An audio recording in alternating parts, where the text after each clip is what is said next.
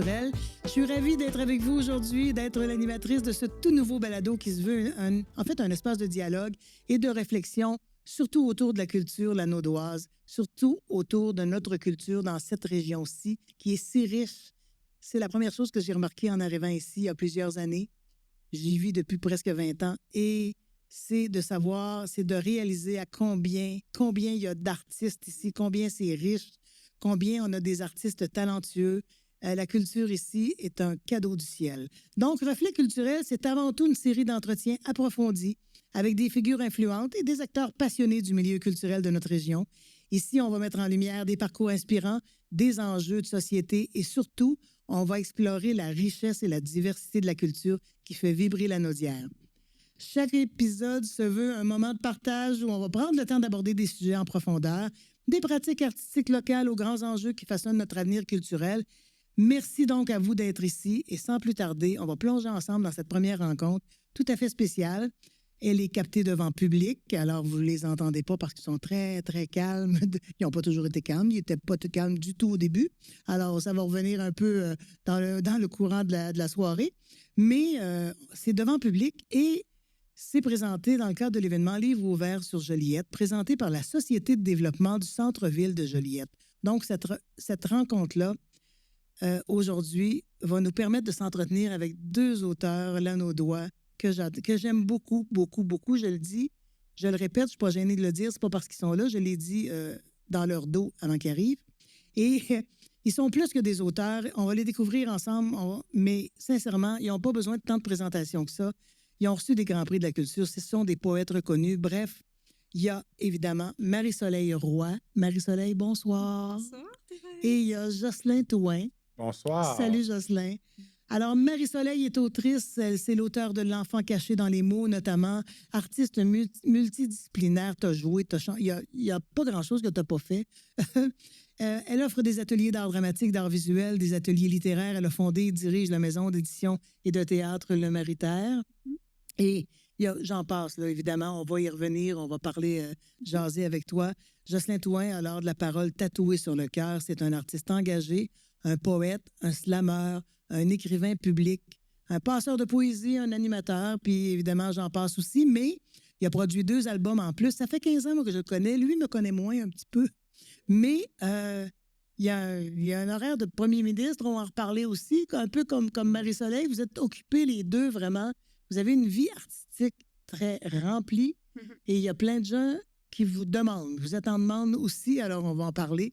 Moi, je veux commencer. Ma première question, c'est de quelle façon la région de la Naudière peut inspirer des auteurs? Tu sais, des fois, on va se dire des paysages, ça peut être des histoires locales, des traditions. Qu'est-ce qui vous inspire? En quoi cette région de la Naudière vous inspire-t-elle? De quelle façon? Marie-Soleil, parce que je vais commencer parce que vas-y. S'il prend la parole, après, je sais plus si je vais prendre la parole. Bonsoir. On parlait de nature tantôt, tu parlais de kayak. On peut se tutoyer. Oui, on va se tutoyer, absolument. Ouais. Oui, je disais que j'avais fait du kayak beaucoup, puis on parle de nature. Tous les matins, je vais prendre mon café sur ma plage. Puis j'en reviens pas encore, j'en parle, j'ai des frissons. J'en reviens pas de vivre dans la Naudière, à 50 minutes de Montréal, d'avoir Là, c'est le temps des outardes. Fait que là, j'ai des outardes et des outardes de soir avant de m'endormir, le matin, des vols d'outardes au-dessus de la tête, le grand héron qui passe. Je peux pas me passer de ça. Donc, ça me nourrit, ça me réconforte, en fait. Donc là, je tombe en période d'écriture pour quelques mois avant d'aller à la rencontre des jeunes. On en parlera tantôt. Mais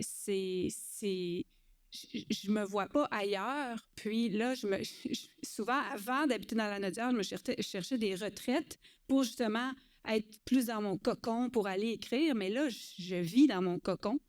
Donc, puis il y a aussi autant cette nature-là qui est partout. Puis, il y a les gens qu'on rencontre. C'est comme une grande communauté, la Nodière. C'est comme ça que je le vois quand... Ah, tu viens de la Nodière? Oui, quand même qu'on est à 100 kilomètres. Je vais rencontrer des gens à Saint-Michel-des-Saints. T'es de la Nodière, t'es avec nous. C'est comme on fait partie de la gang. Donc, c'est sûr qu'en tant qu'artiste, ben c'est facile. Ben moi, ça a été... C'est pas ma terre natale, je viens pas d'ici. Mais j'ai, depuis 20 ans, créé vraiment des racines. D'ailleurs, on en parlait tantôt, là, je suis en processus de déménagement. On a essayé de se changer pendant 1 an, d'aller Ailleurs. pour se rapprocher d'amis, famille, peu importe, là, mais on n'est pas capable. Donc, on va rester dans la Nodière. En gros, c'est ça. Je comprends tout à fait. Oui. Tout à fait. Ben, moi, je te dirais que j'ai eu besoin de partir pour aimer ma région. Je suis né dans le coin et j'ai eu besoin de vivre à Montréal quelques années pour m'apercevoir que j'étais pas bien en ville. Oui, il y a la nature. Je suis sur le bord de la rivière l'Assomption, qui revient souvent dans beaucoup de mes textes parce que je suis né à Saint-Alphonse, j'ai grandi à Saint-Félix, je suis à Saint-Ambroise. La rivière l'Assomption est toujours là. Elle traverse toute la région à partir du parc du Mont-Tremblant. Ça se rend jusqu'au fleuve. C'est notre autoroute, si on veut, naturelle. C'est par là que la région s'est bâtie aussi. Mais il y a les gens, peut-être que c'est la nature qui fait les gens, qui fait la communauté. Mais j'ai remarqué la même chose dans plusieurs régions parce que si je ne déménagerai possiblement jamais de la Nodière, j'aime visiter toutes les régions. C'est là que je me sens bien. Et les artistes de différentes disciplines vont s'allier plus facilement, vont se rejoindre plus facilement en dehors des grands centres parce qu'on a besoin justement de créer des communautés plus hétéroclites. Et ça fait que si tout d'un coup, tu as besoin d'un artiste visuel, tu en connais 3-4, un musicien, peu importe quel instrument, comédienne, comédien, peu importe quel domaine artistique, tu as des contacts. Quand je suis revenu dans la région, je connaissais pas personne. J'avais les gens avec qui j'étais au secondaire, avec qui j'avais coupé les ponts parce qu'on n'a pas les mêmes affinités, disons. Mais je me suis bâti un réseau assez grand de gens qui font un peu de tout à travers justement la région de Terrebonne à Saint-Michel. Récemment, il y a un monsieur important dans la région qui est décédé, monsieur Jacques Racine, guitariste du groupe Autre Chose. Ça a été le soundman de Slam La Nodière quand on a fait des soirées là-bas. Et je me suis retrouvé sans savoir que c'était lui, à la table chez eux, à boire une bière après le spectacle. Et sans savoir que c'était ce guitariste-là, important pour la scène du spoken word et tout.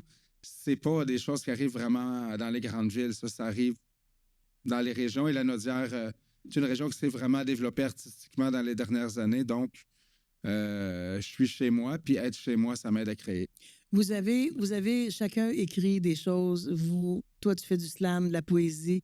Tu fais de la poésie, tu as écrit des livres. Vous donnez des ateliers à des jeunes, on va y revenir. Mais il y a quelque chose, dans votre poésie, la Nodière s'entend. C'est-à-dire que dans vos textes, à un moment donné, est-ce qu'on entend toujours la Nodière?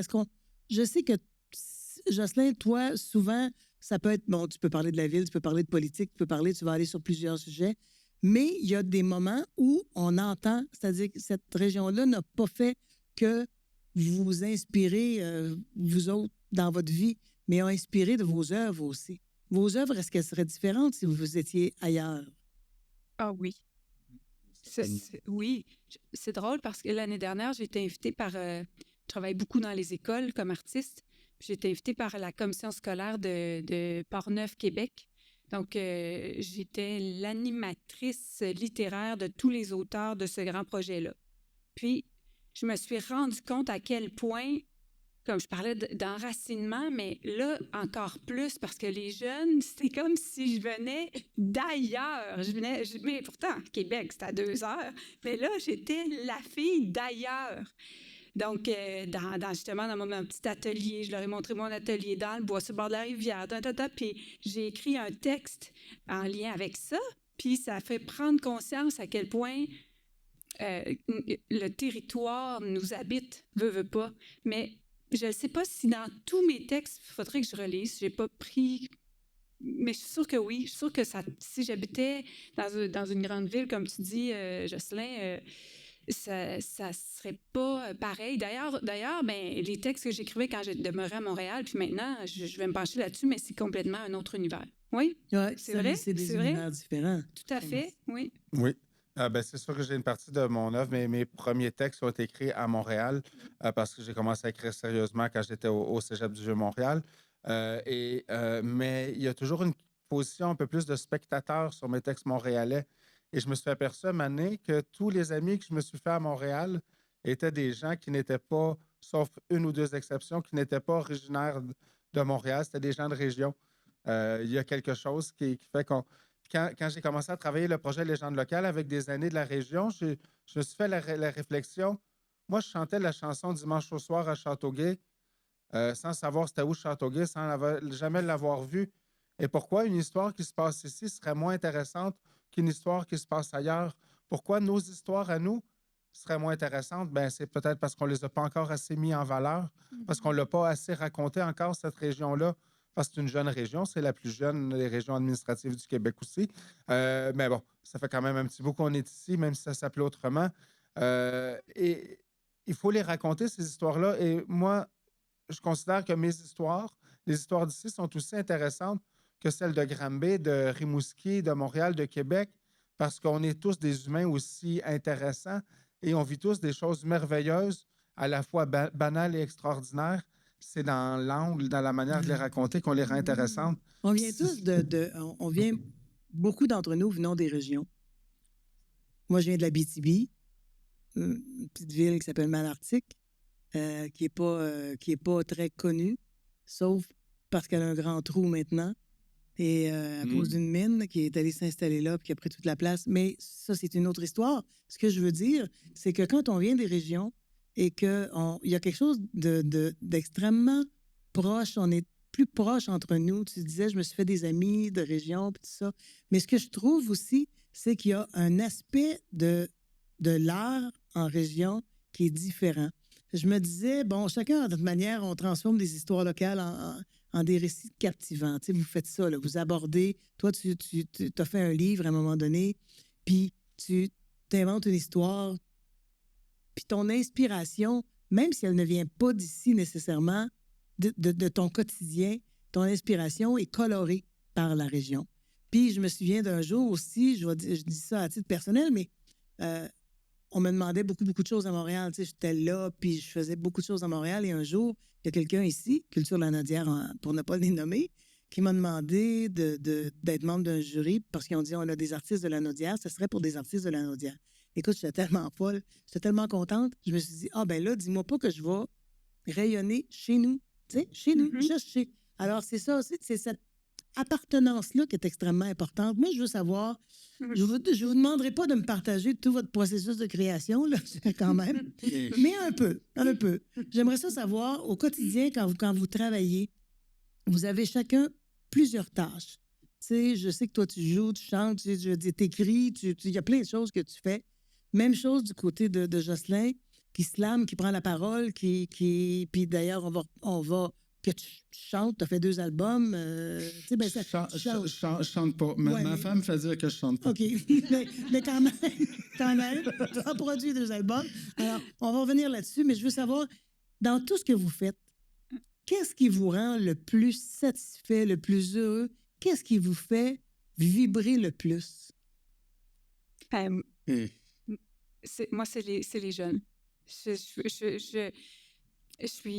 suis aussi, parce que je suis une artiste pédagogue. Donc, j'ai enseigné longtemps au primaire, au secondaire. J'ai l'équivalence d'une maîtrise en enseignement des arts. Je chante pas, mais je fredonne. Mais dans le cadre d'un spectacle pour enfants que je traîne avec Madame Chérie, on peut en reparler. Tu chantonnes? Je chantonne. Donc, c'est vraiment, moi, c'est ça mon dada, ma mission, c'est d'aller vers le jeune public pour en faire justement des grands publics, des consommateurs d'art, finalement. Donc, quand je vois que je viens d'allumer chez un enfant, moi, quand je parle enfant, là, je parle d'adolescent aussi, là, je veux dire jeune, là, mais je parle de 2 à... C'est ce public-là, mettons, de 2 à 20 ans, puis que je vois que je viens de leur faire comprendre que par les arts, par l'expression, par la création, ils sont un peu plus vivants, ils viennent de toucher à quelque chose en eux qu'ils n'avaient pas encore touché. Moi, c'est pour ça que je travaille. C'est vraiment... Puis c'est ça ma nourriture. Donc, quand moi j'écris, je me nourris de ça. C'est comme un échange constant dans ma pratique, là. Fait que mes projets sont tous devenus en médiation culturelle. Je ne peux plus m'en passer. Donc, mes projets même d'écriture, comme là, je suis en train d'écrire une pièce contre, je ne sais pas la forme qui va émaner de ça, là, mais pour l'écrire, je vais à la rencontre des jeunes. Donc, je crée avec eux. Je les fais à la fois écrire et je les fais à la fois, dans le cadre de ce projet-là, dessiner. Puis, de ça, ben quand j'arrive chez moi, c'est là où j'ai ma nourriture. Puis là, je fais le pont avec Lanaudière, mais ce sont des jeunes Lanaudois. Ouais. Donc, c'est sûr que de leur réalité, et c'est certain que quand je vais à la rencontre de d'autres jeunes qui ne sont pas Lanaudois, c'est pas la même chose qui va ressortir. Ouais. Je vais revenir Je sais pas tantôt. si j'ai fait trop de Non, liens. c'est loin, très clair. là, mais... Puis je vais revenir sur les thèmes que tu abordes avec ces jeunes-là, d'ailleurs, tantôt. OK. Toi, Jocelyn, qu'est-ce qui te fait vibrer le plus? Et toi, tu as une prise de parole qui est assez exceptionnelle dans le sens où tu n'es pas quelqu'un de très docile. Ça dépend du travail, du moment, mais c'est sûr que pareil que j'ai un petit côté punk quand même. Je sais que ce que tu as vu en spectacle que tu me parlais tantôt, c'est autre chose. Mais c'est sûr que je pourrais dire le travail avec les jeunes, sentir qu'il y a un jeune qui a compris quelque chose. Mais tu l'as très bien résumé. Fait que tout ce qu'elle a dit, mais aussi quand je suis sur scène et que je commence à faire un texte, que ce soit solo avec un musicien, et que là, je sens, j'ai un poème, j'ai juste des mots, je suis presque nu sur scène, et je sens que les gens sont accrochés à mes mots. Je sens que je fais lever la salle, que je la transporte, que je l'amène où je veux, seulement avec des mots, seulement avec un poème, et que tout le monde est avec moi en même temps, un peu comme un conteur qui réussit à aller chercher sa salle et que tout le monde vibre sur chaque syllabe. Ça, j'aime ça. Sentir que l'énergie passe, que la salle est avec moi, que c'est une communion, que c'est pas un monologue. Parce que même s'il y a juste moi qui parle, c'est pas un monologue. Parce que quand on le fait devant un public froid, quand on le fait devant une salle vide, et on le fait pendant la pandémie, devant des caméras avec une salle vide, et j'ai pas fait beaucoup de télévision, mais j'ai toujours eu du trouble, parce que je me nourris de l'énergie des humains, je me nourris du public, et j'ai besoin de cette réaction-là, de sentir qu'ils sont avec moi.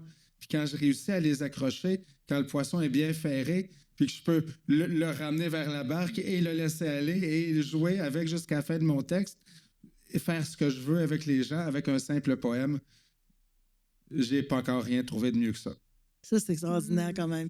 Et ce que je trouve ça intéressant, ce que vous me dites, parce que d'abord, vous êtes intense, vous aimez ce que vous faites, mais il y a aussi quelque chose, ça prend beaucoup de courage pour être un artiste et pour décider, par exemple, de vivre de cet art-là et d'accéder à cet art-là et surtout de faire accéder les jeunes, par exemple. Ça prend beaucoup de courage pour être un artiste et choisir de ne pas l'être et faire autre chose et de mettre ça de côté. Ça en prend beaucoup, peut-être encore plus. Ouais, mais quand tu arrives à la banque, c'est marqué Jocelyn Touin, poète. Jocelyn Touin, cuisinier dans le réseau de la santé, a marché beaucoup mieux. Ça marche mieux. OK. Oui. Ça semblait aussi.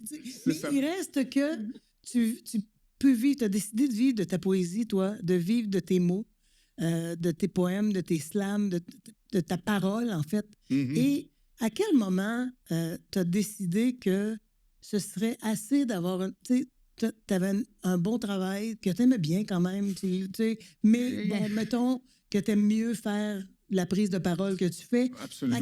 Qu'est-ce qui t'a fait te casser, là, puis dire, OK, là, moi, je m'en vais faire de la poésie, du slam, je vais vivre de ça, je vais être à Lanaudière, je vais essayer je vais percer, je vais aller dans plein de régions, je vais aller ailleurs. Bien, ça ne s'est pas fait du jour au lendemain. J'ai travaillé à temps plein et à temps partiel en parallèle. J'ai pris des vacances pour faire des événements, pour écrire ce que je pouvais prendre. J'ai été très longtemps à temps partiel aussi dans le réseau de la santé pour justement m'assurer que j'étais en mesure de le faire. Mais moi, je me suis dit à un moment, il faudrait que mon art se rentabilise. Les gens jouent des fois au deck hockey, au hockey-ball, et il y a des gens qui sont dans 4 ligues. Ils payent à peu près 1000 pièces par saison pour jouer au hockey-ball, plus l'équipement. C'est leur loisir, puis ils ont du fun, puis ils prennent ça à cœur. Moi, mon loisir à la base était l'art, la poésie, l'écriture. Et je me suis dit, cette année, ça me rapporte assez pour juste comme payer les frais, je vais être content. Puis là, cette année, j'ai commencé à faire un peu d'argent. Je me suis dit, ben cette année, ça devient un revenu d'appoint, je vais travailler pour ça. Puis cette année, je me suis mis à aborder chaque intervention, chaque contrat, chaque micro-libre bénévole, payé comme si c'était un travail et à mettre toujours l'effort comme si j'étais rémunéré plein prix pour le faire. Et tout d'un coup, j'ai eu de plus en plus de contrats, d'événements. Et c'est sûr que les ateliers scolaires ont fait une différence. Le programme Culture à l'école nous assure des cachets qu'on n'a pas à négocier en se battant bec et ongle pour avoir ce qu'on a besoin pour vivre. Les cachets sont intéressants. Et un moment donné, je me suis aperçu que d'un, j'étais meilleur à faire ça parce que au début, je ne comprenais pas que j'étais bon en classe. Et là, tout d'un coup, à force de se le faire dire, à force de voir ce qui se passe, que la magie opère, je me suis rendu compte que naturellement, je le faisais bien et que ce qui m'a nui dans mon parcours scolaire devenait ma force en tant qu'intervenant aujourd'hui. Mais ça, c'est une autre histoire qui pourrait me prendre des heures à raconter.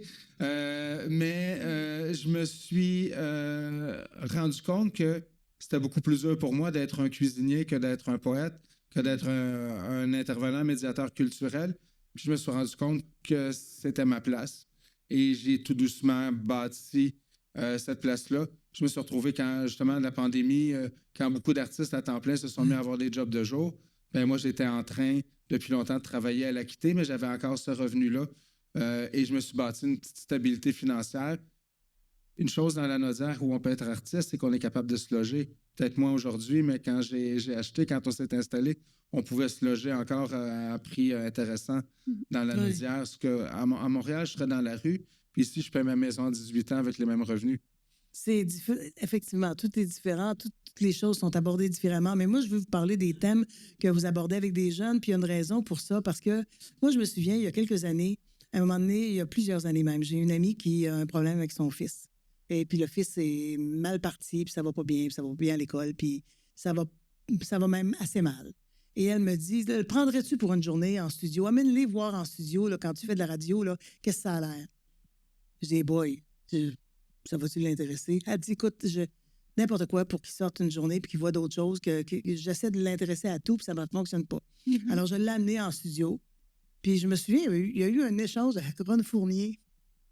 Ron, il a vu le jeune, ils se sont mal jasés, puis Ron Fournier s'est mis à placoter ça, puis là, il passe d'un bureau à l'autre, puis il aime ça, puis là, tu vois qu'il est un peu content, puis... Et il était très, très... Ça allait pas bien. Il était mal parti, puis il revient à la maison, puis à un moment donné, il disait à sa mère, « Rappelle Thérèse, j'aimerais ça aussi aller à la télévision. » Fait que là, elle dit, « Écoute, elle peut pas te charrier. » Fait que là, elle m'appelle, elle me dit, « Ah, il aurait voulu aller à la télé, mais je te demanderai pas ça. » Ben, je dis, « Ben oui, viens, je travaillais avec Julie Snyder. » J'ai dit, « Je vais aller, on va rentrer en studio, puis on va aller écouter. » Alors, il est rentré là, il est revenu chez eux le soir, et il a dit à sa mère, « En tout cas, je veux juste te dire que je vais être caméraman. » Ça fait plusieurs années de ça, quand même, 25 ans. Il est caméraman. Depuis un petit bout de temps, il aime ça comme un fou, puis il ne veut pas faire d'autres choses. Alors, des fois, ça ne prend pas grand-chose. Exactement. Cet exemple-là, toi, avec les jeunes, tu parles d'intimidation, tu parles de... Mais là, c'est le dernier projet. Oui. Mais j'ai pas... mon dernier projet, les drapeaux porteurs d'espoir. Oui, oui, oui. C'est un projet, ça fait 4 ans.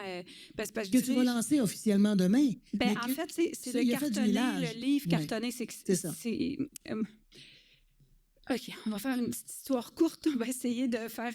j'essaie de faire... de répondre à toutes les questions que tu nous as posées là, par rapport au fait pourquoi vous quittez une job traditionnelle pour aller vers les arts, quelque chose qui est précaire. Moi, j'étais enseignante à temps plein. Je gagnais bien ma vie et j'aime enseigner. C'est ça le pire. J'adore enseigner. Il y a des profs qui disent qu'ils veulent quitter parce que c'est difficile d'enseigner, mais moi, j'aime les jeunes. J'aime ça. C'est pas une job pour moi. Mais j'ai un de mes amis qui était musicien puis qui m'a invité. J'enseignais encore. Puis il dit, écoute, Marcellette. Puis j'enseignais, mais je continuais de jouer au théâtre le soir. Je continuais d'être toujours, de baigner dans les arts, mais un peu comme toi, je le faisais par amour, par bénévolat, ou tu sais, bon. Puis là, j'ai un de mes amis qui disait, mais moi, j'aimerais ça, justement, t'inviter. Il dit, il y a un nouveau programme, Culture à l'école. Il dit que tu rencontres mes jeunes, puis que tu crées quelque chose avec eux. Puis c'est de là que c'est né. Là, je suis allée dans ces classes, puis j'ai créé un premier livre avec ces jeunes, un conte où, là, ben, sans savoir, je faisais de la médiation culturelle. J'ai adoré ça parce que là, ça alliait mon côté prof, puis mon côté artiste. Donc, puis là, je voyais que les jeunes aussi, comme toi, comme le jeune que tu as rencontré, mais ça les motivait. Puis là, ça faisait tout de suite un écho de ce que je voyais pas nécessairement en enseignement, où je voyais pas le résultat. Mais là, j'ai vu le résultat, puis qu'il y a des jeunes qui, même au primaire, tu sais, ça commence déjà des décrocheurs. Puis là, tout de suite, avec le projet, hey, j'ai hâte d'aller à l'école. Puis bon, donc là, ça, comme de ce projet-là, ben là, j'ai tout de suite eu d'autres appels pour vivre d'autres projets. C'est quoi ta question encore? En fait, ma question, c'est les thèmes que tu abordais parce que Oui, j'ai lu c'est ça. ou j'ai Mais là, j'ai réalisé en vivant ça que moi-même, un peu, on en a parlé hors micro tantôt, là, mais j'ai eu beaucoup de difficultés à l'école. J'étais dyslexique. Mais j'avais une maman enseignante qui ne m'a pas lâchée parce que si elle m'avait lâchée, j'aurais probablement été moi-même une drop-out. J'étais pas capable de lire. On ne comprenait pas pourquoi, parce que dans le temps, j'ai peut-être l'air jeune, mais je ne suis pas si jeune que ça. Ben, dans le temps, il n'y avait pas ils ne décelaient pas ça à l'école, puis j'avais pas d'orthopédagogue ou quoi que ce soit. J'avais ma mère qui... Puis j'en avais, là, comme je raconte quand je donne des conférences aux jeunes. Moi, lire un livre, là, j'avais mal au cœur. Ça me faisait mal au cœur parce que mon cerveau, il travaillait trop fort. Donc, c'est comme si, là, ma démarche artistique est née de dire, ben moi, je vais offrir aux jeunes une autre porte, mais toujours en étant éducatrice, mais artiste éducatrice. C'est clair? Oui, c'est clair, parce que une de tes premières inspirations, paraît-il que c'était des dessins d'enfants. Aussi. Ben, je m'inspire de tout. Oui. Ouais, mais oui. Puis là, ben, chaque projet a comme une mission sociale. Là, le projet des drapeaux, mais c'est un projet qui a été qui est né un peu hasard parce que justement, on cherche des subventions comme artiste. Puis là, à un moment donné, je ne sais pas comment c'est arrivé, mais c'est le ministère de la Famille. Puis, je ne savais même pas qu'on était éligible, nous, notre organisme, à ce projet-là, mais ils cherchaient des projets artistiques pour contrer l'intimidation. Et donc, c'est de là est né le projet. Puis là, ça fait depuis, grâce à l'organisme Le Maritaire que je dirige, que j'ai fondé, bien, on a pu offrir des milliers de livres et des centaines de rencontres dans le cadre de ce projet-là. Donc, les jeunes, moi, j'ai écrit ce livre-là, c'est un album jeunesse, c'est de la poésie, tout ça, mais ça les sensibilise sans qu'ils s'en rendent compte à la cause de l'intimidation. C'est pas didactique, c'est poétique. Non. Puis au bout, ben, le jeune, il fait lui-même une œuvre. Il crée un drapeau comme le personnage principal. Donc, tout est dans tout, là. Donc, c'est ça. Puis là, ben, je vais de ce qui me touche comme humaine pour avancer les projets, écrire, puis... Je sais qu'il y a un autre projet qui s'en vient, je veux t'en parler tantôt. Oui, 2 jours. Parce qu'il y en a plusieurs, mais il y en a un, entre autres, dont j'ai entendu parler. Okay. Jocelyne, je veux savoir, toi, ta prise de parole est complète. Tu dénonces souvent, tu vas revendiquer souvent. J'ai même vu dernièrement que tu avais eu comment on peut dire ça, une argumentation avec l'intelligence artificielle sur les redevances aux médias. Oh. Non, mais c'est vrai, j'ai vu ça parce que j'ai vu ça, je pense... Je ne sais pas si c'est plus sur ta page Facebook ou dans quelque part, là. J'ai vu ça quelque part. J'essaie d'expliquer à Meta qui devait peut-être s'en aller et laisser la place à nos médias. Et là, tu as l'intelligence artificielle qui te répond « Oui, mais vous savez que moi, je suis là pour ça. » Puis là, toi, tu lui dis « Non, mais tu es peut-être là pour ça, mais regarde, tu comprends pas quelque chose. » Et là, tu lui expliques. Puis là, tout à coup, tu vois l'intelligence artificielle reculer et dire « Ouais, peut-être que j'ai pas compris quelque chose. » Reculer. Et je me disais... OK, profite-en parce que ça n'arrivera pas tout le temps. Ah, ben, mais je trouvais ça extrêmement intéressant parce que ta prise de parole, c'est important pour toi de cette implication dans ton univers, dans ta société, de prendre la parole, de dénoncer des choses, de dire les choses. Ben, quand j'étais plus jeune, puis les gens voulaient m'imiter, ils faisaient « Oh, c'est pas juste, oh, c'est pas juste. » Fait que c'est toujours un sentiment d'injustice. Moi, je considère que tout le monde devrait avoir à manger. Je suis un bon mangeur, mais je vais préférer partager la moitié de mon repas avec quelqu'un qui n'en a pas que de le manger seul. Je considère que tout le monde devrait avoir accès au logement, à l'eau potable. On ne s'en rend pas compte qu'on est si peu de gens sur Terre qui ont un accès à l'eau potable, à une eau potable de qualité comme ça, et qu'on n'en manque pas. C'est sûr que des fois, maintenant, on en a trop dans nos sous-sols, mais en général, c'est bien calibré. Tu sais, moi, je pense que tout le monde devrait avoir un minimum pour vivre, puis après ça, et ça m'enrage de voir qu'il y a des gens que leur but sur Terre, c'est d'accumuler des richesses et de tasser tous ceux qui en ont moins. On peut penser aux propriétaires des logements à côté du La Tulipe à Montréal, qui est une personne que son but dans la vie, c'est de faire beaucoup d'argent sur le dos des autres pour aller vivre en Thaïlande. C'est pas moi qui le dis, c'est lui. Et il y en a beaucoup des comme ça. Il y en a des bien pires que lui. C'est un petit. Mais il y a des gens qui naissent avec des milliards dans leur compte de banque et c'est jamais assez. Je sais pas, je peux pas envisager... moi, quand j'ai 2000 pièces d'avance dans mon compte de banque, je me sens riche. Je sais pas, c'est naturel pour moi de... En même temps, c'est pas tout ce que je fais, mais c'est souvent ce qui sort le plus. Mais dans ton slam, des fois, tu le sens.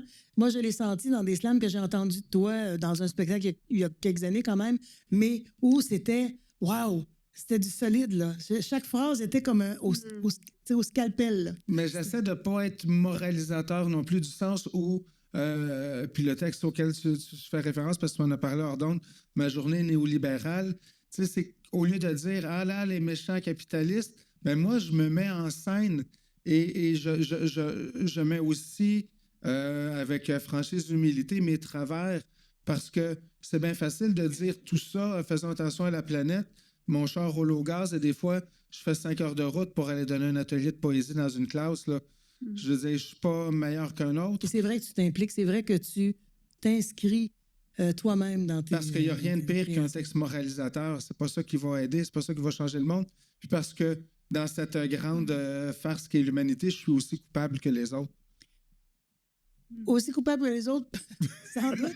Mais, quelle belle phrase! Oui, quelle belle phrase, mais c'est intéressant parce que effectivement, c'est une prise de parole je trouve, qui est très large parce que tu donnes à gauche, tu donnes à droite. Tu sais, t'as vraiment comme une notion de ce qui t'entoure qui est très claire. Et on l'entend dans ton slam. Puis la même chose quand tu parles, Marie-Soleil, de t'intéresser à l'intimidation. Je sais que tu avais un projet. En fait, je sais pas, je suis pas sûre que tu l'as encore. Je sais pas, donc je te lance la perche. Là, mais tu avais l'intention de travailler auprès d'élèves du secondaire pour un projet d'écriture sur l'influence de la beauté sur notre santé mentale. Je suis là-dessus.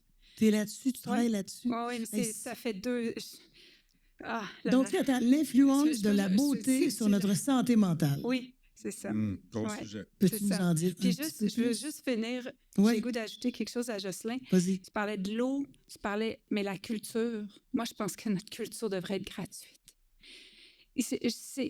Ça manque au même titre où on a, tu sais, on va à l'école gratuitement, dans notre système, là, mais sincèrement, là, je pense que c'est pour ça que je fais ce métier-là, parce que j'y crois tellement, là, comme ton petit garçon de table, ben, ça l'a allumé. Mais bref, oui, l'influence de la beauté sur notre santé mentale, mais la beauté aussi, j'entre dans le mot beauté, là, j'entre notre culture aussi. Comment tu parles ce soir, là, Jocelyn, que je connais pas beaucoup, mais que j'ai goût d'appeler mon ami. C'est ça, la Nadia. Oui, absolument. Donc, c'est beau. Quand il parle, c'est beau. C'est de la poésie. Donc, c'est de ça dont je veux...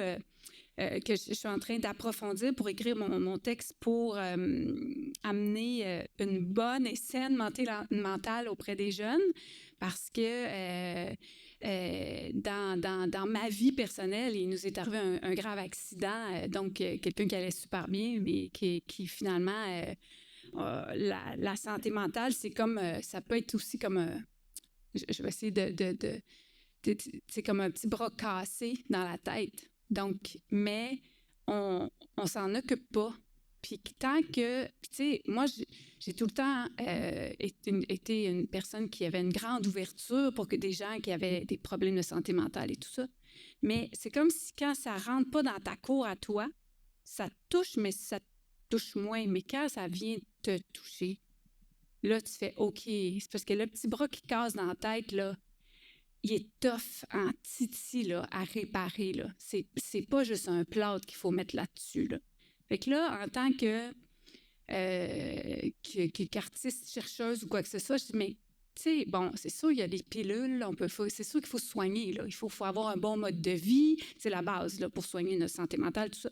Je dis, oui, mais moi, en culture, comme artiste, qu'est-ce que j'apporte? Je peux pas je peux pas médicamenter quelqu'un, je peux conseiller un peu, dors bien, mange bien, prends pas de drogue, blablabla, mais Qu'est-ce que j'ai à offrir? qu'est-ce que j'ai à offrir? Donc, ce qui est venu en moi, c'est la beauté. Donc, là, j'étais en train de voir comment je peux écrire, puis mettre ça, concrétiser tout ça pour que vous puissiez venir. Puis là, je travaille avec les jeunes on échange là-dessus, puis c'est beau, là, ce qui sort, là. Donc, c'est dans peut-être... là, je prévoyais que ça se fasse cette année, mais c'est plus long que prévu. Donc, au courant de 2025, là, vous devriez voir ce qui va émaner de ça, mais c'est ça ma recherche. Oui. Donc, en quoi ça peut aller réparer nos petits bras cassés dans la tête, tu sais? Ouais, D'assister, de vivre dans la beauté, de créer, Donc, c'est ça. On soigne, tu parlais de pilules, mais on soigne la santé mentale, c'est super important si on en a besoin, mais derrière ça, oui, il y a des dysfonctions chimiques, mais des fois, c'est juste qu'on a quelque chose à libérer, on a un traumatisme, quoi que ce soit, et c'est là que les arts peuvent vraiment être importants sans faire de l'art-thérapie. Il y a quelque chose, juste en se permettant de s'exprimer artistiquement, qui va libérer quelque chose qui est la beauté, c'est trouver sa beauté à soi aussi, Exactement. Sa passion, oui. Ce qui nous intéresse, tu sais. Moi, j'ai toujours trouvé ça beau, un gros mosh pit dans un show de heavy metal. Je trouve ça très beau. C'est la seule danse que je danse. Mais j'adore regarder d'autres personnes danser de d'autres manières. C'est pas pour moi. On a chacun notre beauté. Je sais que c'est pas tout le monde qui trouve ça aussi beau un mosh pit, mais c'est pour dire que il faut trouver notre beauté, il faut trouver notre passion. Ce que je fais en classe aujourd'hui, quand j'étais au secondaire, je savais même pas que ça existait. On m'a jamais parlé des arts de la parole quand j'ai vu mon orienteur en 92 à Saint-Félix-de-Valois. Non. Jamais qu'on m'a parlé de ça. C'était un autre monde. Et je suis devenu moi-même par hasard, si on veut, d'une certaine manière. C'est un peu pour partir de la région que je me suis en allé étudier en littérature. Mais c'est drôle même si j'avais un intérêt déjà. Voilà, les intérêts souvent arrivent très jeunes. C'est pas sûr qu'on a envie c'est pas sûr qu'on a la chance non plus, tu sais, quand l'intérêt arrive, de pouvoir développer cet intérêt-là très jeune. Des fois, ça nous revient, puis on traîne ça longtemps, puis et je suis certaine, parce qu'il y a plusieurs personnes ici ce soir, je suis certaine qu'on a des artistes ici qui sont ici. Donc, des gens qui peignent, des gens qui racontent, des gens qui écrivent des histoires. Je suis certaine. Parce que quelque part, il y a évidemment les gens qui font ça à temps plein, les gens qui en vivent. Il y a des gens qui ont aimé ça toute leur vie.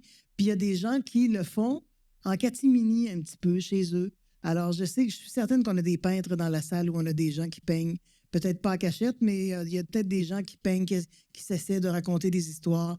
Moi, j'ai commencé un roman, puis je me disais, pourquoi j'écris un roman? Tout le monde écrit un roman. Puis là, je me suis dit, ben écoute, moi, le faire pour moi. Moi, l'écrire pour moi, puis advienne que pourra. Mais il y a toute cette notion d'artiste qui, je te dirais, de travailler ensemble, de partager ces arts-là, cet art-là. Vous allez vous rencontrer ici ce soir. Demain, vous allez rencontrer d'autres artistes d'ici. Puis à un moment donné, il y a des choses qui se font ensemble. Toi, tu as travaillé avec d'autres artistes beaucoup en duo, en groupe. Et est-ce que vous préférez travailler seul ou si vous aimez ça, travailler en équipe? Bien, c'est sûr que travailler seul, il y a une flexibilité, mais il faut tout faire et on n'est pas capable nécessairement de tout faire. J'ai travaillé beaucoup dans des collectifs où on amenait chacun notre couleur sans nécessairement travailler ensemble. On faisait un spectacle ensemble. Ceci dit, avec les gens de local, on a travaillé en trio. Je travaille beaucoup maintenant en duo avec Gabriel Giroir, multi-instrumentiste. Mais on travaille ensemble, mais lui, il est musicien, moi, je suis poète. On a chacun On travaille ensemble, mais on ne fait pas la même chose, on est complémentaires. Donc, on ne se met pas à écrire à 4 mains non plus. C'est difficile de faire ces choses-là. Ça dépend avec qui. Il y a des gens avec qui c'est très simple de travailler. Il y a d'autres personnes de qui on adore le travail, on adore la personne, et vient le temps de travailler. Ça m'est déjà arrivé, vient le temps de travailler ensemble, et ça ne marche pas du tout parce qu'on ne travaille pas de la même manière, on ne se met pas la pression aux mêmes places. Et des fois, on rencontre des gens par hasard. J'ai fait un magnifique projet, malheureusement, qui n'est pas revenu cette année, qui n'a pas été subventionné, qui s'appelait « Je te réponds ce soir » au Festival international de littérature de Montréal par Véro Bachand, poète originaire de Terrebonne. Et on fait une correspondance avec quelqu'un qu'on ne connaît pas, et ensuite, on se réunit pendant une courte résidence de quelques jours, et le jeudi soir, on fait un spectacle à partir de notre correspondance avec une personne qu'on n'avait jamais rencontrée. Et ça s'est fait facilement pour nous, et pour d'autres, ça a été extrêmement difficile. Tout le monde est arrivé à un bon résultat. Il y en a ça a été dans la chicane ou dans les conflits où ils ont retravaillé, et nous, on fait ça de même, on fait ça.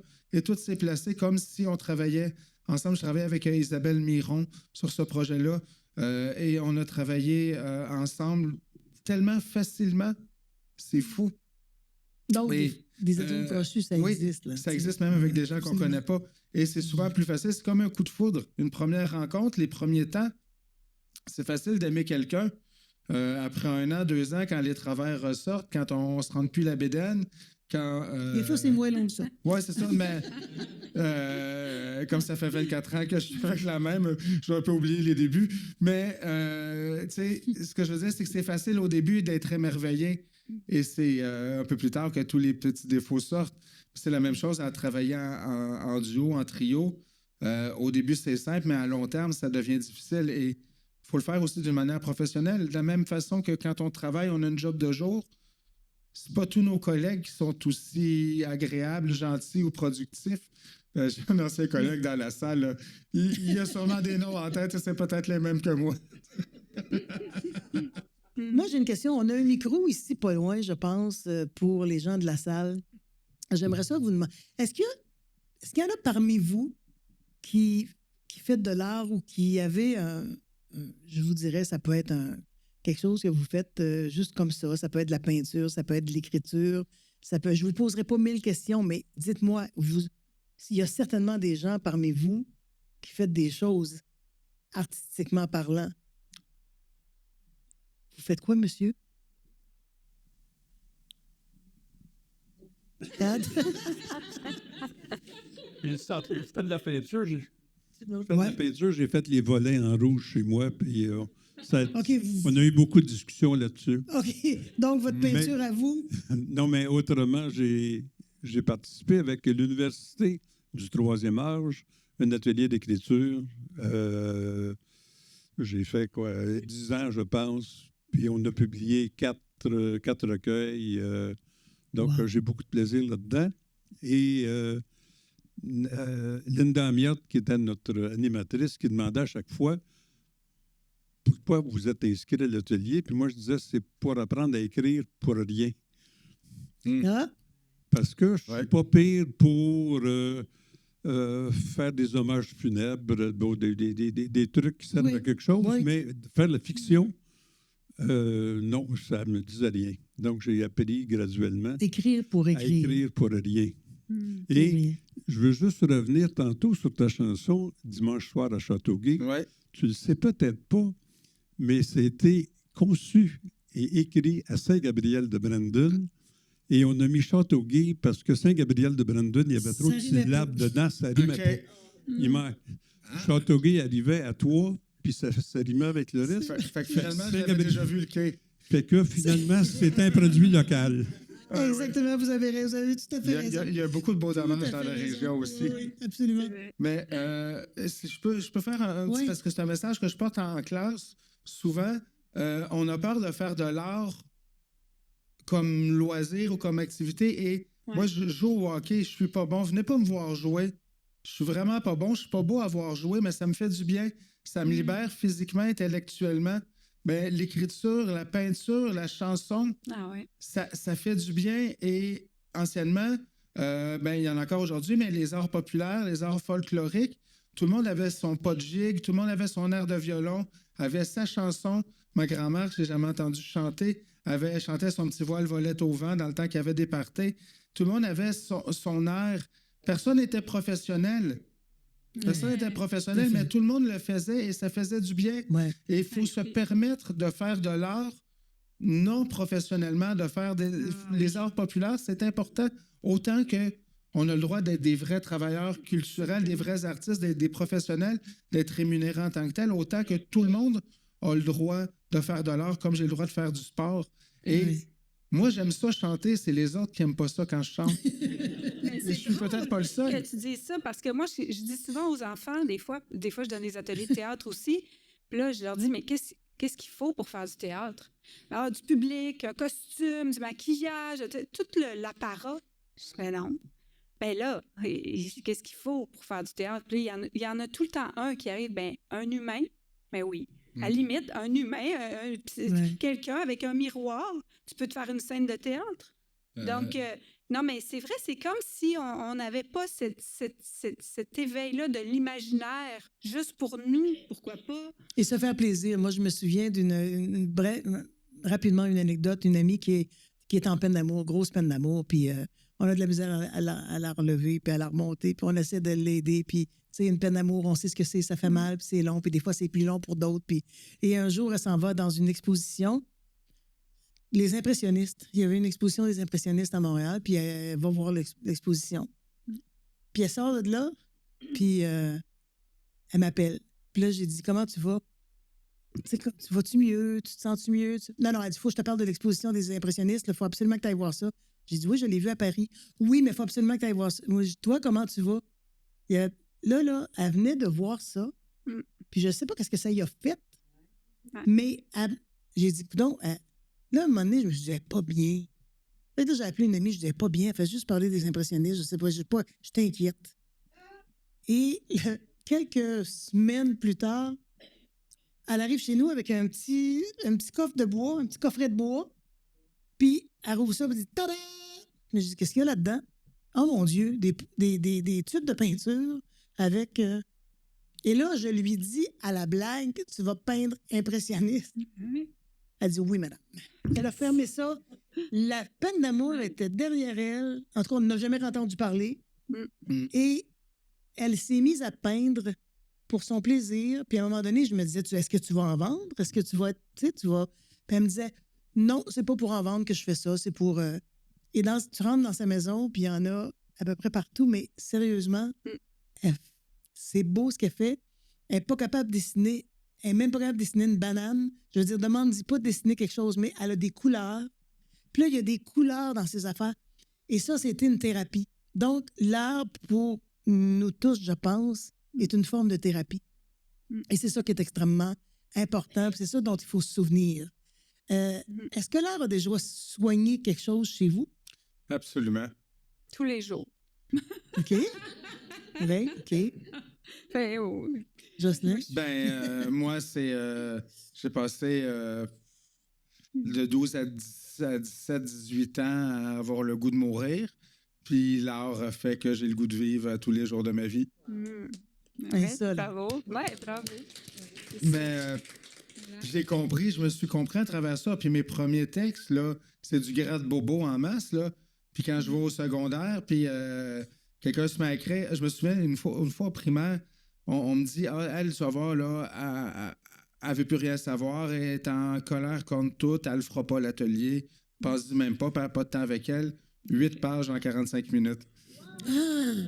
Ben ouais, mais on ne laissait pas faire ce qu'elle voulait, et là, ça y a tenté, puis ça y a été. Et ça arrive souvent, à un moment donné, tout d'un coup, il y a quelque chose qui se libère, et on en a besoin, on a tellement un personnage social qu'on se crée ou qu'on se fait imposer, qu'on s'impose, où on doit être fermé, on doit être parfait, on ne doit pas réagir, on ne doit pas avoir d'émotion. Et on accumule, à un moment donné, ça explose. Il faut que ça sorte quelque part. Il faut que ça sorte, autant que ça sorte sur papier, en chanson, en peinture, comment que ça dépasse un peu du tableau, que ça revole ses murs, mais y aller à fond, ou que ça sorte par le sport, ou que ça... Peu importe.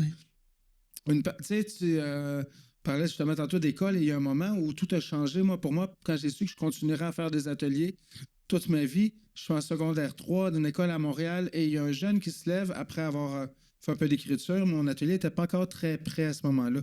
Et le jeune se lève et lit un poème sur le motocross. Moi, j'aime ça, le motocross. J'ai hâte que l'école finisse. Je vais mettre mon casque, m'en faire des jumps en motocross. Broum, broum sur mon motocross. C'était pas un bon poème, pas en tout. Mais c'est un poème. C'est un poème. Et je me retourne et je vois son enseignante qui a une larme qui coule sur le coin de l'œil. Et après l'atelier, elle me dit, ce jeune-là, ça fait 3 ans qu'il est ici à l'école. Jamais il a voulu faire quelque chose par lui-même. Jamais il s'est levé pour répondre à une question. Et là, tout d'un coup, spontanément, il s'est levé pour lire son poème. Parce que ça l'intéressait. Et parce que c'était ça, sa passion. Puis j'ai un cousin qui répare des motocross puis des skidoo, puis c'est ce qui a sauvé sa vie. J'y laisse l'œil moteur à gaz, il me laisse la poésie, on s'entend très bien. Sa passion n'est pas moins importante ou meilleure que la mienne. C'est chacun notre passion. Ouais. Et c'est chacun ça qui fait qu'aujourd'hui, on est des humains plus ou moins stables et fonctionnels. C'est beau ce que vous dites. J'adore ça. Je vous aime. Je veux juste savoir quelque chose par rapport à ce que vous faites, par exemple, dans ce qui s'en vient. Si on se tourne vers l'avenir, est-ce qu'un artiste, est-ce que quelqu'un qui fait de la poésie, du slam, qui fait des ateliers, qui écrit des livres, se projette dans l'avenir? Est-ce que, là, je sais que vous avez des projets, mais, tu sais, vous dites-vous, moi, j'aimerais ça qu'un jour en arriver là. Est-ce que vous avez des... Moi, je sais déjà. Ben, vas-y. Oui, vas-y. Ben, j'ai un personnage pour enfants qui a été développé, là, c'est Madame Chérie. Puis, ça va. Je ne l'ai pas encore totalement bien mis en lumière là, sur le site Internet et tout ça du Martyr, là, mais c'est un personnage pour les tout-petits. Je pensais pas, je sais pas quel hasard est arrivé c'est un public que je connaissais pas. J'ai un fun noir avec eux autres. Je suis bien. J'ai vraiment l'impression de faire quelque chose de ma vie quand je me retrouve avec les petits de 2 à 6 ans. Puis là, j'ai dit, c'est drôle que tu poses cette question-là, parce que l'autre fois, mon chum me dit, mais toi, on en parlait, là, puis je dis, il me semble que je me vois, là, à 90 ans, encore, avec mon propre personnage de Madame Chérie qui peut vieillir avec moi, c'est une bibliothécaire, à aller à la rencontre des tout-petits pour faire valoir l'art, parce que c'est ce qu'elle fait. Elle prône la littérature et tout ça. Donc, puis, je fais, avec ce personnage-là, là, je fais aussi créer les tout-petits. Donc, c'est ça. C'est un petit dada, un petit bonbon. C'est intéressant simple, parce qu'on n'a pas l'impression que artiste et plan de carrière, ça va ensemble, curieusement. Mais c'est pas un plan de carrière, je continue, mais je me vois pas jamais, dans le sens de plan de carrière, là, c'est que moi, personnellement, je me vois jamais arrêter de créer ou de faire quelque chose. Je me dis, mais ça, c'est à la hauteur de... Il me semble que même si un jour, je me promène avec une canne, puis que je vais pouvoir continuer de faire ce personnage-là, puis d'aller à la rencontre des publics, je sais pas. Mais bon, ça peut changer, mais... Ouais. Est-ce que tu te projettes dans l'avenir, Jocelyne? Oui, mais toujours avec une certaine latitude, dans le sens où, tu sais, si on avait le droit, quand justement, chez l'orienteur secondaire, quand il nous demande qu'est-ce qu'on va faire plus tard, si on avait le droit de répondre à être heureux, moi, je dirais que c'est encore ça, parce que je veux faire des projets qui me rendent heureux. Mais au début des années 2000, je me suis dit, un jour, ma poésie va me payer un voyage en France. C'est arrivé en 2014, quand j'ai remporté un tournoi slam de Québec-France à Sherbrooke. Puis on est parti, justement, je parlais de Véro Bachan tantôt, elle, Franck Poul et Marie Beauchamp, on est parti faire une tournée d'une semaine un peu plus en France. Et là, mon but, c'est d'y retourner avec mon musicien un jour, puis de faire des spectacles plus officiels. Et l'autre but, où ce que je me projette, c'est justement de pouvoir tourner avec Gabriel Giroir, de faire des vraies salles, et qu'enfin, les gens comprennent que la parole fait de beaux spectacles. Et les gens le savent, mais ils l'associent seulement à certains noms. Fred Pellerin, ça va. Yvon Deschamps n'était pas un humoriste, il racontait des histoires, c'était un monologuiste, il faisait des chansons, c'était pas sa voix, sa plus grande force. Il y en a eu plein comme ça qui racontent des histoires. Je pense juste à Émile Proulx-Loutier. Je suis allée voir son spectacle et il chante, puis à un moment donné, il s'arrête, il slame, il fait de la poésie. C'est magnifique. Puis les gens sont soulevés. L'accès à ces salles-là est très difficile si on n'a pas un certain contact dans le réseau. Tu sais, j'enlève rien au travail d'Émile pour Cloutier, mais il ne vient pas de la même famille que moi. Tu sais. C'est ça. Tu viens d'une famille un petit peu plus culturelle. Et tu sais, les contacts sont difficiles à faire et investir en culture pour des promoteurs, pour des agents, pour des bookers, c'est difficile d'avoir des gens qui vont se consacrer jusqu'à temps qu'on perce ou que les choses fonctionnent. Et l'argent est rare, même... Tu sais, je jasais récemment avec Michel Faubert et il y a un spectacle, il pourrait le faire à 5 musiciens et c'est magnifique. À 5, je l'ai vu, il le roule à 2. Il va jouer ici même prochainement en novembre, seulement à 2 musiciens. Mais si Michel Faubert ne peut pas se payer son full band pour faire une tournée, c'est dur de penser que Jocelyn Touin va le faire. Tu sais. Non, je peux comprendre. Je comprends tout à fait la difficulté. Puis la difficulté est là pour pas juste vous autres, pour à peu près tous les artistes en région, des fois qui... et même pas juste en région. Et même en ville. Là, je peux parler de tous les poètes qui sont en ville. Et s'il y a Amélie Prévost qui roule leur spectacle ou justement Véro Bachand qui roule le rire de ma grand-mère, il y en a beaucoup pendant ce temps-là qui ont des spectacles... mon collègue, le Grand Slack, a un excellent spectacle qui a joué juste à peu près 2 fois après avoir fait un album avec DJ Harg qui est... à temps partiel à Chauncey, parce qu'on a des belles richesses dans la Naudière, et qui était un pilier du monde hip-hop. DJ Org, c'est méconnu qu'on l'a dans la région, là. C'est 30 ans de carrière quand même. C'est incroyable. Et il a aussi joué dans La Grenouille et la Baleine pour les dames ici. C'est lui qui avait le bras cassé. C'était pas prévu, mais ça, c'est une autre histoire. Toujours est-il qu'il y en a plein des comme ça. Mon ami Bilbo en Gaspésie n'est pas capable de tourner ses affaires. C'est un artiste fantastique. Il y en a dans toutes les régions, il y en a partout. On a des œuvres fantastiques. Circuit Parole Vivante fait un bon travail, mais les salles ne sont pas accessibles, sont difficilement accessibles. Et le public aime ces spectacles-là. Et c'est pas la poésie là, loin du monde, à part du monde, incompréhensible. C'est pas... J'adore Claude Gauvreau, mais... C'est pas 1 heure de Gauvreau, là. Non. C'est des choses accessibles, c'est de la communication. Effectivement, c'est la parole. Une prise de parole, tu l'as dit, Jocelyn, puis quand on voit tes spectacles, c'est la même chose, c'est une prise de parole. Donc, d'abord, ça peut pas être plate parce que c'est une prise de parole, puis c'est une prise de parole à ta façon, tu sais. Alors, c'est la même chose. Je sais que... Mais moi, je veux vous remercier pour une chose, parce que de transmettre ça. Moi, je trouve ça extrêmement courageux et génial que vous puissiez transmettre l'art que vous aimez, ce que vous faites, les mots, la parole, l'écriture, cette façon de la réflexion, par exemple, sur la beauté, de pouvoir transmettre ça à des jeunes, de pouvoir transmettre ça à des plus jeunes qui seront des artistes, parce qu'il y a là-dedans des gens qui vont se souvenir de vous, qui vont se souvenir parce qu'on se souvient tous des gens qu'on a rencontrés quand on était jeunes, puis qui ont fait qu'on a bifurqué pour une raison ou pour une autre et qu'on a changé de chemin.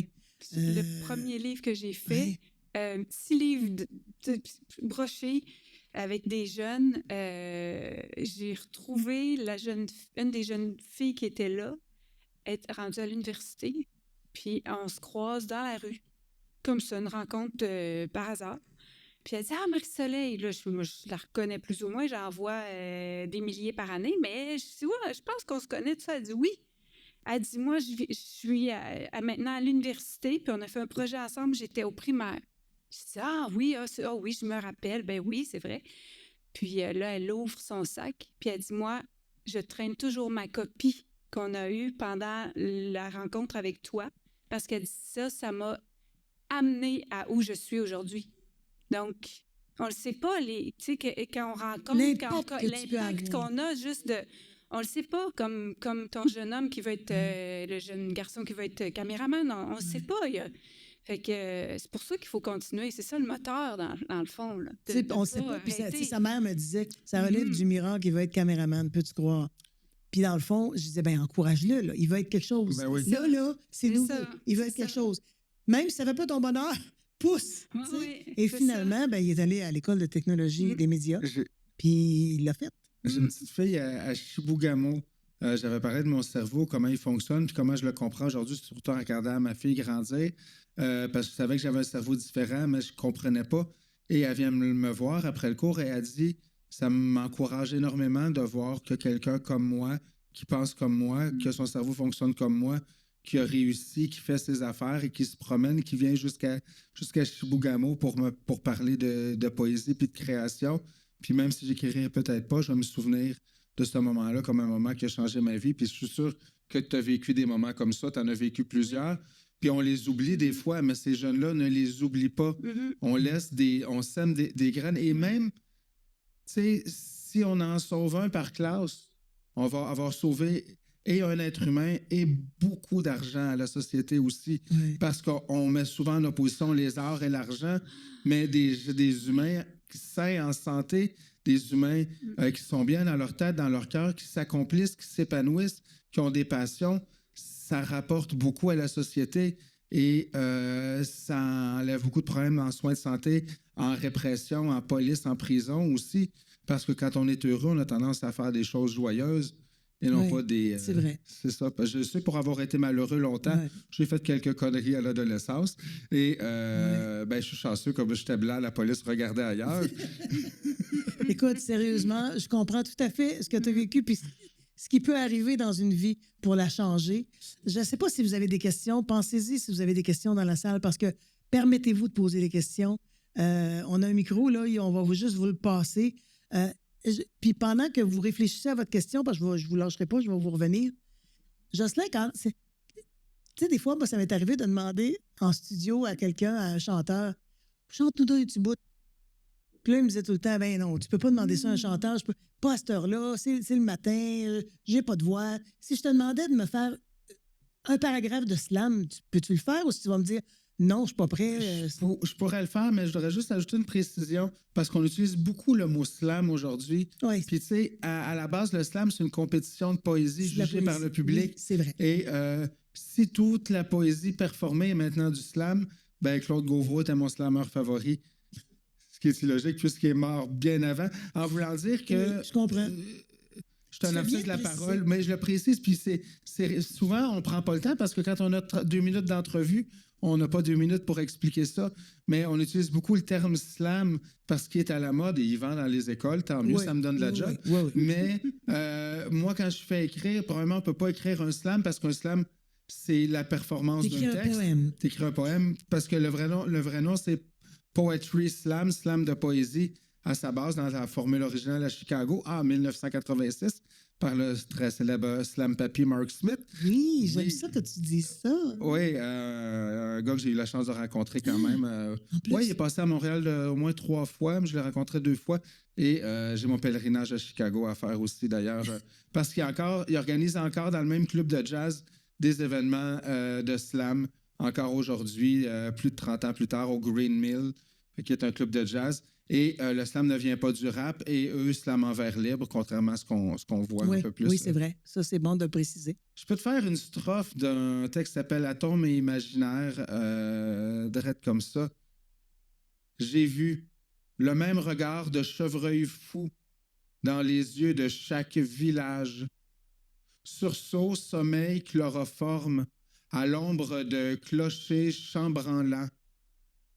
Beauté en petit cadastre, on se retape la galerie aux 15-20 ans. La principale, ben drette, ben propre. Le fond de la cour en usine. Les boisés généreux de scrap, de barils, de pneus. Merci, généreux. Pôle intégral, demain après-midi, 14h, au centre-ville de Joliette. Exactement. Ben, c'est généreux, ça. Merci beaucoup, Jocelyn. Merci beaucoup, Marie-Soleil. Mais on ne part pas parce que j'aimerais ça. Marie-Soleil, oui, parce que t'as un livre à côté de toi, là. À côté de toi. Un beau livre. Non, mais alors, regarde, pour avoir un court extrait, puis pendant ce temps-là, s'il y a des gens qui veulent poser des questions, allez-y, on va vous passer le micro. Puis si vous avez une question, gênez-vous pas, là, sur l'écriture, sur la poésie. Sur l'entretien de votre pelouse aussi, j'ai quand même une maison, je peux vous aider. C'est pas vrai, je fais mon gazon le moins possible. Gênez-vous pas si vous avez des questions, tout de suite après toi. Je peux te lire un petit extrait, mais il est sorti comme de nulle part. C'est dans le livre, c'est l'histoire de Gabriel. Gabriel, il s'en va au musée pour vivre un atelier. Hein? Puis tout est dans tout. Et la dame du musée demande aux enfants d'écrire des drapeaux porteurs d'espoir. Mais lui, il a de la misère, fait qu'il cache son drapeau, il est gêné, puis il est pris, fait qu'il a de la misère à s'exprimer, en fait, puis il cache son drapeau en dessous de sa veste. Puis là, on voit tous les autres qui ont participé à l'atelier lire ce qu'ils ont écrit sur leur drapeau afin de s'exprimer sur le sujet de l'intimidation. Donc, ici, puis, on est allé vraiment cibler dans le livre, je suis allée vraiment cibler dans le livre chaque caractéristique de l'intimidation. Donc, vous allez deviner peut-être laquelle, là, mais là, c'est un personnage qui s'appelle Sakari. Ouais. Donc, les illustrations sont magnifiques. Oui, Annie Carla Didala. On parlait de collaboration, là. Puis Annie, c'est une fille on n'était pas amies au secondaire. On s'est retrouvés, on est devenus amies. Puis là, ça fait 4 ans, 5 ans qu'on travaille ensemble. Ah, c'est merveilleux, ces illustrations. Donc, Sakari, tu me dis que je ne fais pas partie de ta vie. Tu me dis que ma nature n'est pas la tienne. Tu me dis que l'arbre n'est pas vivant. Je te dis que les oiseaux parlent. Je dessine la forêt. Moi, Sakari, j'écris une lettre à ma grand-mère.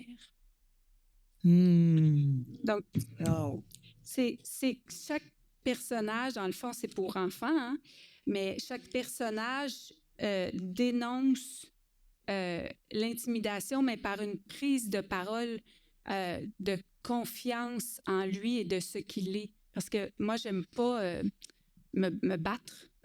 J'aime qu'on s'approprie puis qu'on s'ancre en nous, tu sais, fait que c'est ça que je travaille avec l'art chez les enfants. Donc, même le petit intimidateur doit faire aussi un travail quand il me rencontre. En tout cas, ça moi, je suis très impressionnée. Merci. On pourrait en parler. Merci. Merci à vous deux. Est-ce qu'il y a des questions? Oui. Allez-y, attendez, on va vous passer le micro parce que... Oui, mais quand même. Juste une question. Pourquoi avoir choisi les drapeaux? Les drapeaux, c'est ça aussi. Quand moi, je prends des petites bribes un peu partout. Hein, je collecte les idées. Donc, c'est mon Dieu, son nom. C'est quelqu'un qui s'occupe de la culture dans une des écoles, qui m'invitait souvent dans les écoles, puis tout ça. Puis, à un moment donné, je ne sais pas pourquoi on a eu une discussion, mais on parlait de drapeau tibétain. Puis là, j'ai tellement aimé l'image. Je le remercie dans le livre, là, dans la première page.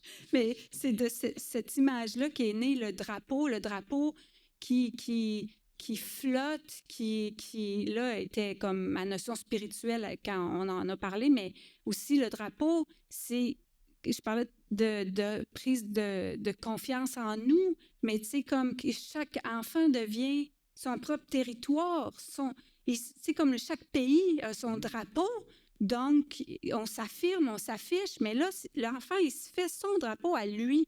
Donc, c'est comme c'est le territoire, son propre pays lui-même, son identité. Exactement. À lui, donc, merci pour l'explication. C'est ça. Est-ce qu'il y a d'autres questions? Y a-t-il des gens qui ont envie de poser des questions? Allez-y. Allez-y. Bonjour. Je vais faire un petit défi, un petit objectif. Si à un moment donné, dans une thématique, parce que je pense, moi, je suis plus orientée, je m'excuse, Justin, j'ai écrit beaucoup de poésie, mais je suis vraiment dans la thématique enfant quand j'écris. Quand il y a une thématique avec des ateliers enfants, est-ce qu'à un moment donné, il y aurait un objectif d'aller dans la bigénération et d'avoir un atelier 3 à manche qui viendrait parler de beauté et de venir fusionner? Ah ben oui. Alors, je lance l'idée. Ben oui. Puis là, j'étais en train très, très, très intéressant. Je parlais de Mme Chéry tantôt. J'ai un projet avec ce personnage-là pour les tout-petits, intergénérationnel. Donc, on va avoir... on a le groupe d'action bénévole de Montcalm qui est embarqué dans le projet avec des garderies partenaires. Puis là, j'aime pas dire personnes âgées, les personnes du 3e âge, les personnes sages vont faire des œuvres que les jeunes vont intégrer à leur œuvre. Donc, on va travailler en co-création avec les tout-petits, puis les gens sages. Mais pour la beauté, ça serait extraordinaire de le vivre aussi, parce que là, on a un autre public, là. Donc, ça serait vraiment pour en parler. Hey, là, tu aurais d'autres notions. Là. Ben oui, Toute tout à fait. initiative comme ça, là, intergénérationnelle, est souhaitable et souhaitée. Je suis sûr que, tu sais, comme moi, si on a des offres, on ne les refusera pas. Ben oui. J'ai travaillé en CHSLD longtemps aussi.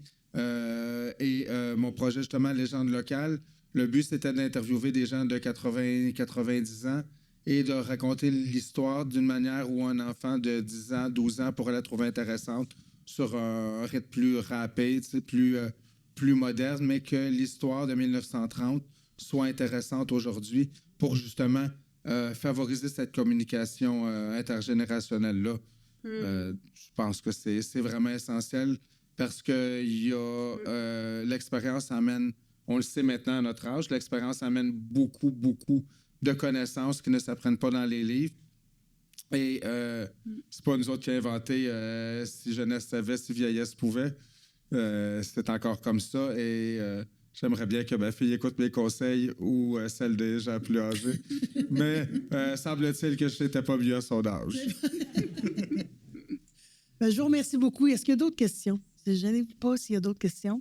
Sinon, je vais vous remercier. Oui, allez-y. Intéressant. Ça m'intrigue, moi, comment vous vivez votre quotidien avec vos voisins, vos chums, quand vous allez faire l'épicerie au métro, en dehors de votre... comme tu dis, en dehors de votre monde culturel, de votre job. Comment ça se passe avec vos voisins, puis avez-vous des vies ordinaires? Mon voisin, il aimerait ça que... Il dit, là, on va faire un film, là, on va aller à TVA, là, puis on va faire... Je dis, oui, mais moi, Daniel, je fais pas ça. Il dit, dans le temps, quand je suis sortie de l'université comme comédienne, j'ai joué un peu, mais je me suis rendu compte que j'avais pas le... J'aime encore jouer, mais je veux dire... C'est un autre domaine, là, mais dans le sens aux auditions puis tout ça, la pression était trop forte pour moi. Là. Mais peu importe. Mais à part ça, c'est juste de jongler avec la conciliation travail-famille, comme bien des gens. Là. Mais vous pensez à quoi en posant cette question-là? Vous avez des enfants? Oui. 4 mois de gazon? Ah, ben oui. Ben oui. La bizarroïde. Ouais. Pas en tout, moi, je suis straight. Je suis vraiment straight. Moi, depuis qu'on a le droit de laisser pousser plus notre gazon, opération pissenlit, ces choses-là, on sauvegarde les monarques, tout d'un coup, je suis moins bizarre avec mon gazon un peu trop long. J'ai déterré ma fosse septique là 3 semaines pour la faire vider. Il n'y a pas beaucoup de bons spéciaux à l'épicerie à part le jeu Oasis en spécial au Maxi cette semaine. Et si ma fille n'a pas vidé le lave-vaisselle, je vais le faire à revenant. Ça, c'est vrai. En gros, on respire, c'est presque un projet. On dort, mais on évacue. C'est pratique pour nos conjoints. Je ne sais pas qu'est-ce qu'elle fait. Moi, je comprends le sens de la question. C'est dans le sens où, disons, je compare à quand j'enseignais, je peux partir d'une brassée de lavage, je peux me faire une recette pendant que je suis en train de prendre des notes. Je peux, tu sais, c'est multi. Oui. À un moment donné, on fait des multitâches, là. C'est ça qui est différent dans le quotidien, là. Quand quelqu'un vous rencontre, par exemple, et vous dit « Qu'est-ce que tu fais dans la vie? » « Moi, je suis poète. » « Ah bon? On dirait que ça... Artiste multidisciplinaire. Ça tombe. Il faut expliquer, tu sais. C'est ça. Ben, c'est ça. C'est pour ça que... Il faut encore expliquer. Pour ça qu'on n'en parle pas trop longtemps, parce que c'est à recommencer tout le temps, mais reste qu'on a le même problème que toutes les personnes qui travaillent de la maison, c'est-à-dire que la vaisselle sale nous regarde, alors qu'on doit faire un travail sur un ordinateur, puis ça ne nous tente pas toujours de faire. Moi, je carbure beaucoup aux deadlines, aux dates limites, mais c'est pas dans tous les projets que ça vaut. J'ai besoin de me structurer, ce qui est difficile pour moi. Fait que c'est sûr que j'ai toujours tendance à partir le souper un petit peu trop tôt. Pour me lever de ma chaise. Mais reste que oui, c'est dur. Et c'est pour ça que, justement, quand je suis passé à la caisse pour mon hypothèque, j'étais content d'être travailleur de la santé parce que poète... Mais j'ai goût de... Est-ce que Non, vas-y, je peux parler pendant des heures. Tu sais, Thérèse est connue, mais en tout cas, moi, je ne suis pas connue. Ben, Je vous avoue Pas que tellement. j'ai des... Ouais, quand même. Ben, moi, je suis impressionnée d'être avec toi, Thérèse. Moi, je t'entends souvent à la radio chez nous. Je t'ai entendu souvent. Oui, oui. Ah oui. Tu sais, on te connaît par les ondes, là. On est impressionnés. Ouais. On ne te Non, mais mérite vous avez de pas. la notoriété, mais dans le sens, dans mon petit quotidien, là, puis c'est un beau compliment, là. C'est Merci. vraiment avec cœur. Puis, je vous aime beaucoup. Bon. Non, mais dans le quotidien, là, je reviens à la fille tantôt que j'ai rencontrée avec son livre, puis là, t'as des frissons, là. Mais ça m'est arrivé une fois à l'épicerie. Je pense que j'étais avec mon garçon. Oui, j'étais avec mon garçon. Puis là, il y a un petit bout de chou. Je parlais pour ça que je veux finir avec les enfants plus tard parce que je suis comme... Toutes mes cellules, on dirait qu'ils sont comme... Ils allument. Puis là, la petite, elle part dans l'allée. Puis elle court, puis elle s'en vient vers moi. Mon garçon me dit, il y a quelqu'un qui court vers toi. Puis là, la petite, elle me poigne, là, puis elle me serre, là, elle m'a reconnue, Madame Chérie. Mais moi, j'étais bien à moi, là. J'étais Madame Chérie, puis elle me poigne de même, la jambe, tu sais, une petite poulette.